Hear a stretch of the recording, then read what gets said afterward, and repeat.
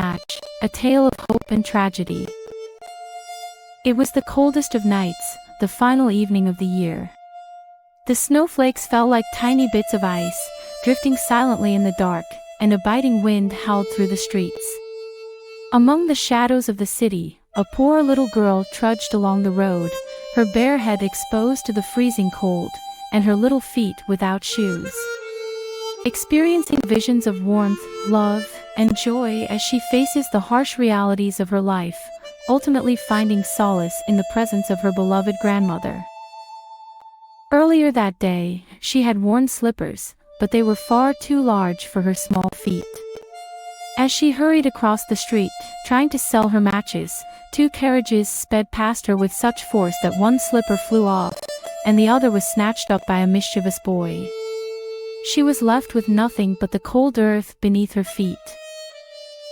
The girl carried a bundle of matches tucked in an old apron, her hands frozen and numb. She had not sold a single match all day. No one had bought anything from her, and not a penny had she earned. With each step, the cold gnawed at her tiny body. Her face was pale, and her eyes were red from the chill, but she kept walking, her feet turning blue from the frost. She could smell the delicious scent of roast goose wafting from the windows of warm homes. Families gathered around tables, their laughter and happiness reaching her ears like a cruel reminder of what she did not have. She longed to be warm, to taste the food, to be loved. But she had nowhere to go, and no one to care for her. The night grew darker, and she found a small corner between two houses, where she huddled for warmth.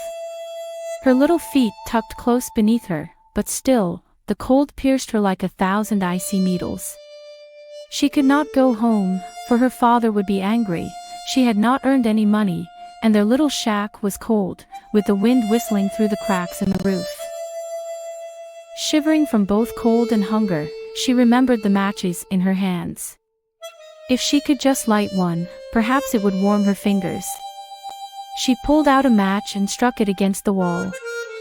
The flame flared brightly, glowing like a tiny candle, and for a brief moment, it seemed as if she were sitting before a glowing stove. Its warmth enveloped her, and she felt safe, almost at peace. But as quickly as it appeared, the flame went out, and the stove vanished, leaving her in the cold once more. Desperate, she struck another match. This time, as the match burned, the wall before her seemed to melt away. Through it, she saw a table set for a feast, with a beautiful roast goose surrounded by apples and plums.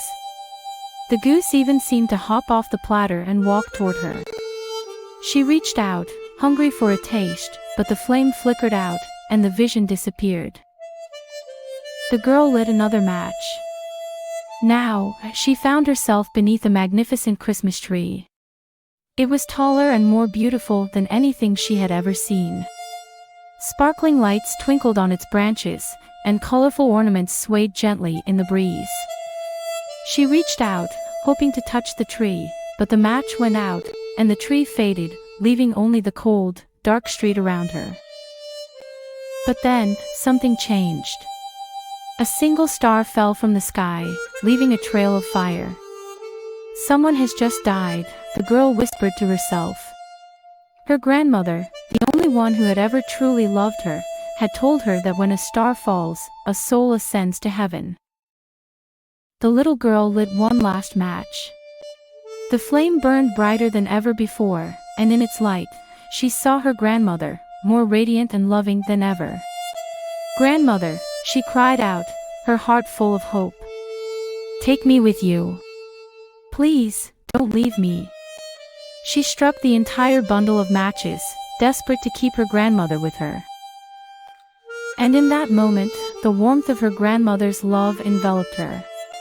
Together, they soared into the sky, higher and higher, far above the cold and hunger, into the light of heaven.